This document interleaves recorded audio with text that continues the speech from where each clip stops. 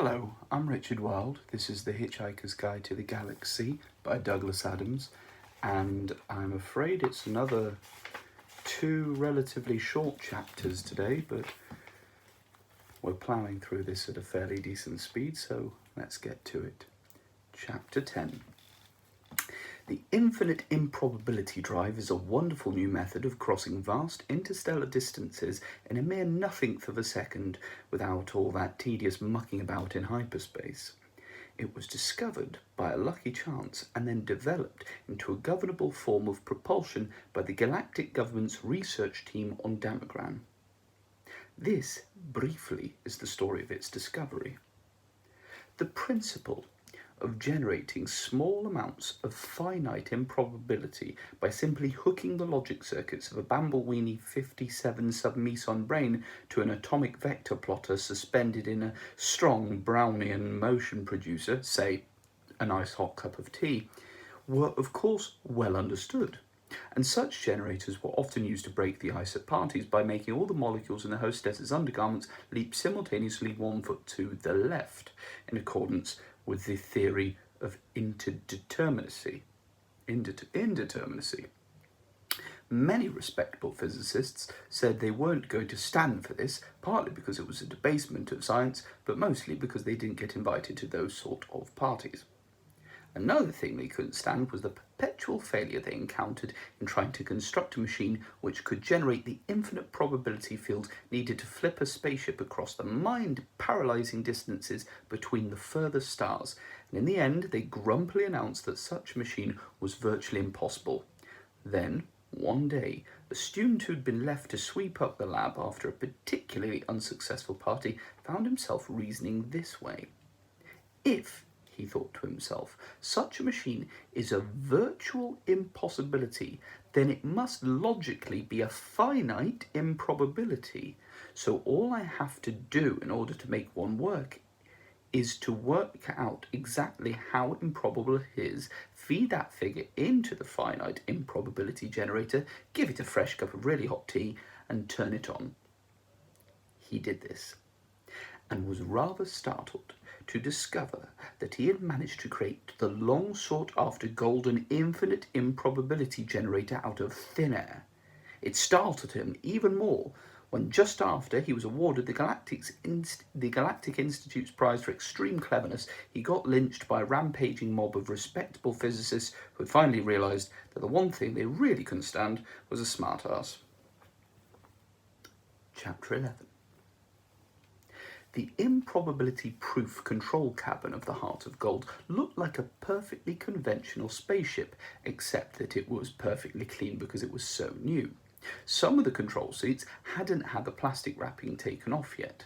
The cabin was mostly white, oblong, and about the size of a smallish restaurant. In fact, it wasn't perfectly oblong. The two long walls were raked around in a slight parallel curve, and all the angles and corners of the cabin were contoured into excitingly chunky shapes. The truth of the matter is that it would have been a great deal simpler and more practical to build the cabin as an ordinary three-dimensional oblong room, but then the designers would have got miserable.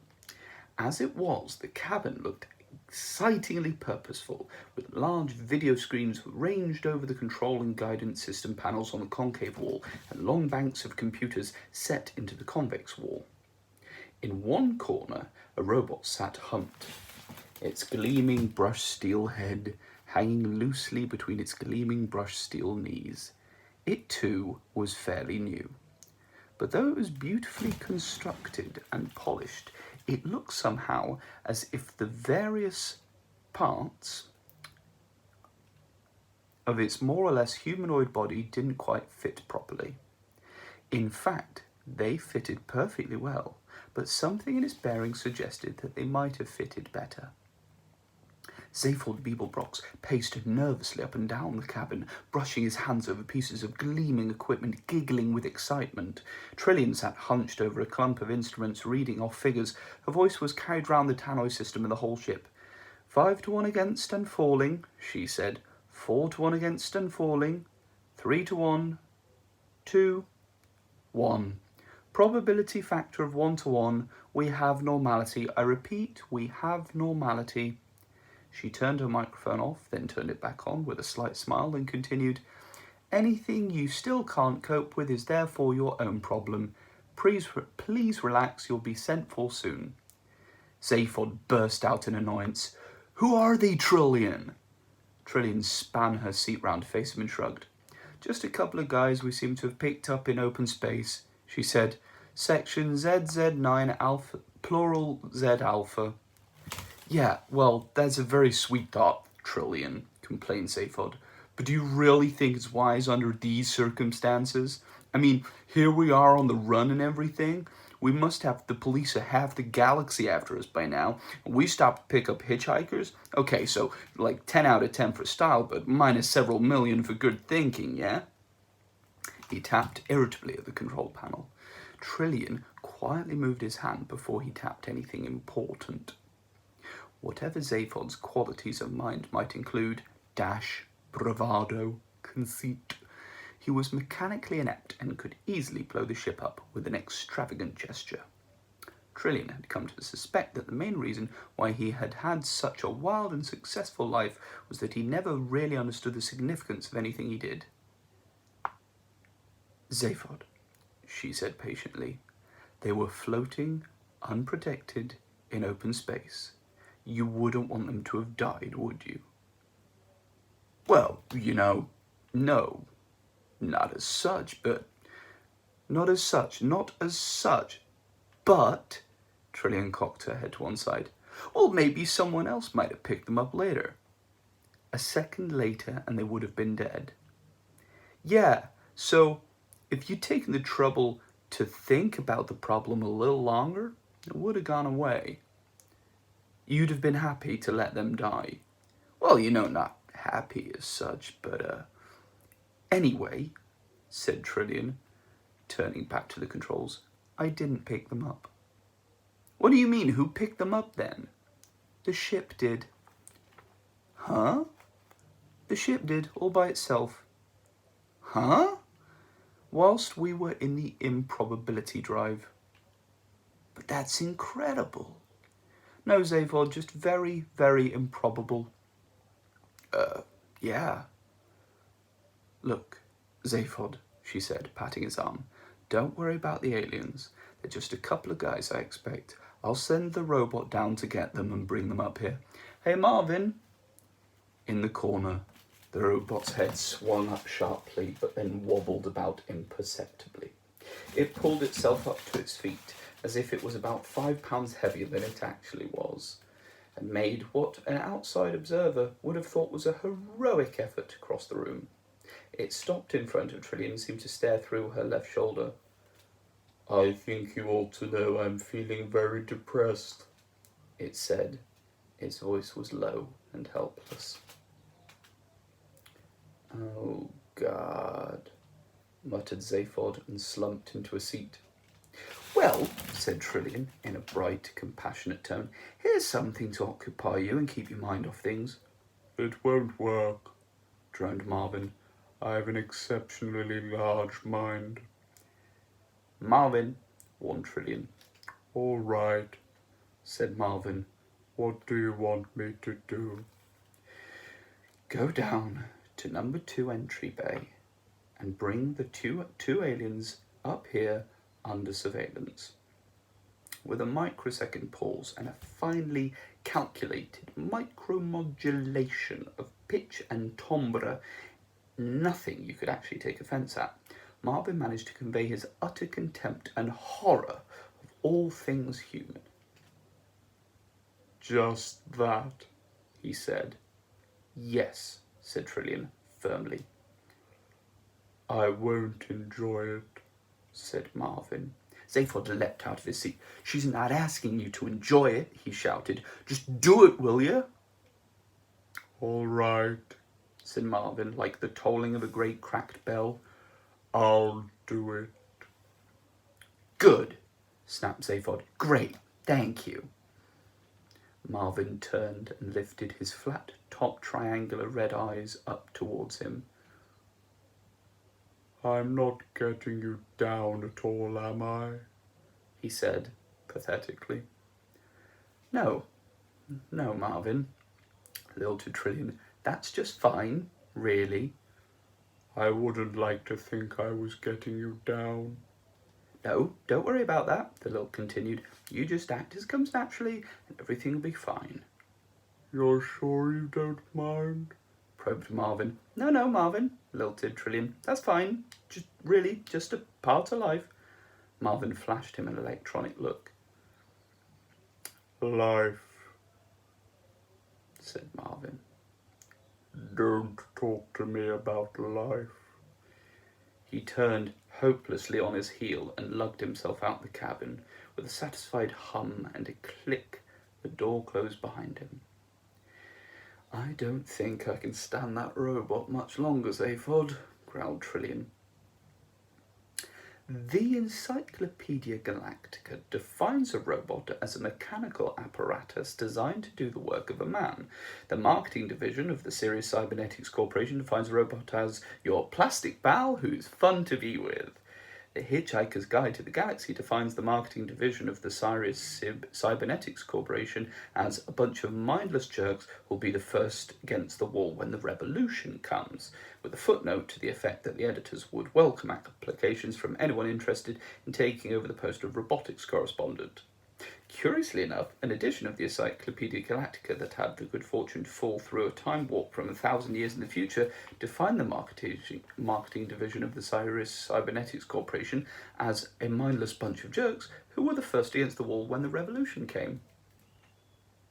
The pink cubicle had winked out of existence. The monkeys had sunk away to a better dimension. Ford and Arthur found themselves in the embarkation area of the ship. It was rather smart. I think this ship's brand new, said Ford. How can you tell? Asked Arthur. Have you got some exotic device for measuring the age of metal? No, I just found this sales brochure lying on the floor. It's a lot of the universe can be yours stuff. Ah, look, I was right. Ford jabbed at one of the pages and showed it to Arthur. It says, sensational new breakthrough in improbability physics. As soon as the ship's drive reaches infinite improbability, it passes through every point of the universe. Be the envy of other major governments. Wow, this is big league stuff. Ford hunted excitedly through the technical specs of the ship, occasionally gasping with astonishment at what he read. Clearly, galactic astrotechnology had moved ahead during his years of exile. Arthur listened for a short while, but being unable to understand the vast majority of what Ford was saying, he began to let his mind wander, trailing his fingers along the edge of an incomprehensible computer bank. He reached out and pressed an invitingly large red button on a nearby panel. The panel lit up with the words, "Please do not press this button again." He shook himself. "Listen," said Ford, who was still engrossed in the sales brochure. "They make a big thing of the ship's cybernetics. A new generation of Sirius Cybernetics Corporation robots and computers with a new GPP feature."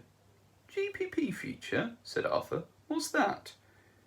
"Oh, it says genuine people personalities." "Oh," said Arthur. "Sounds ghastly." A voice behind them said, "It is." The voice was low and hopeless and accompanied by a slight clanking sound. They span round and saw an abject steel man standing hunched in the doorway. "What?" they said. "Ghastly," continued Marvin. "It all is. Absolutely ghastly. Just don't even talk about it. Look at this door," he said, stepping through it. The irony circuits cut into his voice modulator as he mimicked the style of the sales brochure. "All the doors in this spaceship have a cheerful and sunny disposition. It is their pleasure to open for you, and their satisfaction to close again with the knowledge of a job well done." As the door closed behind him, it became quite apparent that it did indeed have a satisfied sigh-like quality to it. It said. Marvin regarded it with cold loathing, whilst his logic circuits chattered with disgust and tinkered with the concept of directing physical violence against it. Further circuits cut in, saying, "Why bother? What's the point? Nothing's worth getting involved in." Further circuits amused themselves by analysing the molecular components of the door and of the humanoid's brain cells. For a quick encore, they measured the level of hydrogen emissions in the surrounding cubic parsec of space and then shut down again in boredom. A spasm of despair shook the robot's body as he turned. Come on, He droned. I've been ordered to take you down to the bridge. Here I am, brain the size of a planet. They asked me to take you down to the bridge. Call that job satisfaction, 'cause I don't. He turned and walked back to the hated door. Excuse me, said Ford, following after him. Which government owns this ship? Marvin ignored him. You watch this door, He muttered. it's about to open again. I can tell by the intolerable air of smugness it suddenly generates. With an ingratiating little whine, the door slid open again and Marvin stomped through. Come on, He said. The others followed quickly, and the door slid back into place with pleased little clicks and whirs. Thank you, the marketing division of the Sirius Cybernetics Corporation, said Marvin, and trudged desolately up the gleaming curved corridor that stretched out before them. Let's build robots with genuine people personalities, they said. So they tried it out with me. I'm a personality prototype. You can tell, can't you? Ford and Arthur muttered embarrassed little disclaimers. I hate that door, continued Marvin. I'm not getting you down at all, am I? Which government? Started Ford again. No government owns it, Snapped the robot. it's been stolen. Stolen? Stolen? Mimicked Marvin. Who by? Asked Ford. Zaphod Beeblebrox. Something extraordinary happened to Ford's face. At least 5 entirely separate and distinct expressions of shock and amazement piled up on it in a jumbled mess. His left leg, which was in mid-stride, seemed to have difficulty finding the floor again. He stared at the robot and tried to entangle some dartoid muscles. Zaphod Beeblebrox, he said weakly. Sorry, did I say something wrong? Said Marvin, dragging himself on regardless. Pardon me for breathing, which I never do anyway, so I don't know why I bothered to say it. Oh God, I'm so depressed. Here's another of those self-satisfied doors. Life. Don't talk to me about life. No one even mentioned it, muttered Arthur irritably. Ford, are you all right? Ford stared at him. Did that robot say Zaphod Beeblebrox? He said. So we finally got to meet Marvin the paranoid android. And Ford seems to know something about Zaphod Beeblebrox. Tune in next time. And in the meantime, this is the way, and don't panic.